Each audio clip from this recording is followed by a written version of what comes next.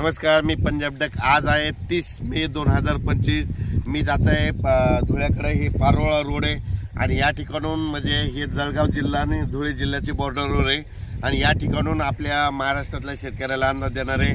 तर पाहू शकता इकडल्या भागामध्ये कापूस लागवड झालेली, यांची 15 मेला लावलेले कापूस एवढाले, पण या ठिकाणून संपूर्ण महाराष्ट्रातल्या शेतकऱ्याला अंदाज देणार आहे। राज्यातल्या सर्व शेतकऱ्याला एक आनंदाची बातमी, इतका पाऊस पडला, मग आता उघडणार कधी?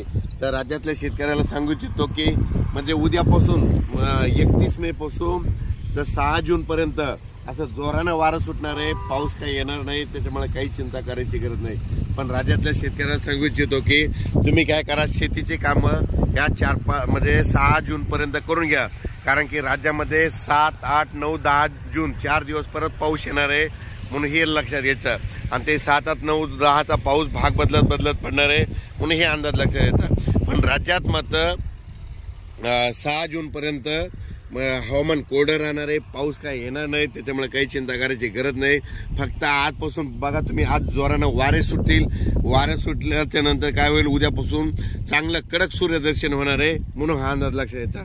पण राज्यात काय झालं, इतका पाऊस पडला, आणखीन जवळपास 8-8, 10-10 दिवस वापसा होत नाही। पण माझी विनंती, ज्यांचं रान जसं तयार होईल तसं तुम्ही तयार करा, कारण की राज्यामध्ये 7, 8, 9, 10 जूनला परत थोडा पाऊस येणार आहे, म्हणून हा अंदाज लक्षात घ्यायचा।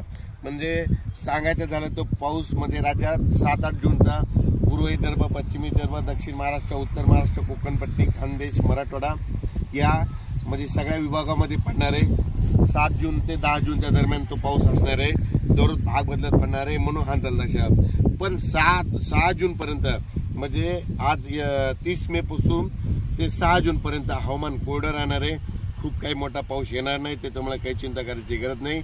अचानक वातावरणात बदल लगेच एक निश्चित दिला जाईल। धन्यवाद।